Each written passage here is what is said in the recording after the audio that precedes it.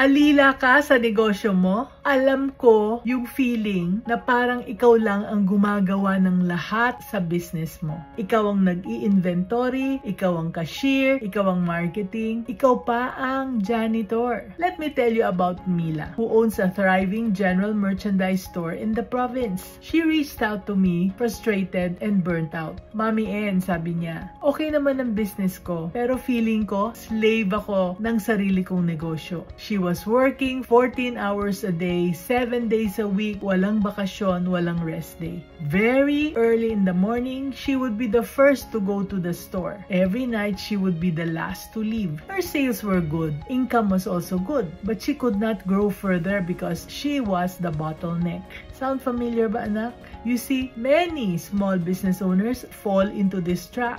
They think, ako lang ang makakaalam nito. Ako lang ang maasahan. The truth is this. If your business cannot run without you, hindi mo business yan. You have a very expensive job. Anak, pagod ka na ba na maging slave sa sarili mong business? Many successful business owners struggle to grow because they do not know how to scale the right way. Hindi mo kailangan mag-isa sa lahat. May paraan para mag-grow ang business mo without the constant stress. And it starts with the right roadmap. That's why I wrote the Grow Your Business Pinoy book. So get your copy and discover the steps that you need that will free you from doing everything yourself. Now, back to the story. Mila's breakthrough came when she learned to document her processes and delegate properly. Kaya ngayon, she has another branch. And finally, she takes regular vacations with her family na. She went from being a slave to being a true business owner. Remember, anak, growth happens when you stop doing everything and start building systems. Your business should serve your life, not the other way around. So get your copy of the Grow Your Business Pinoy book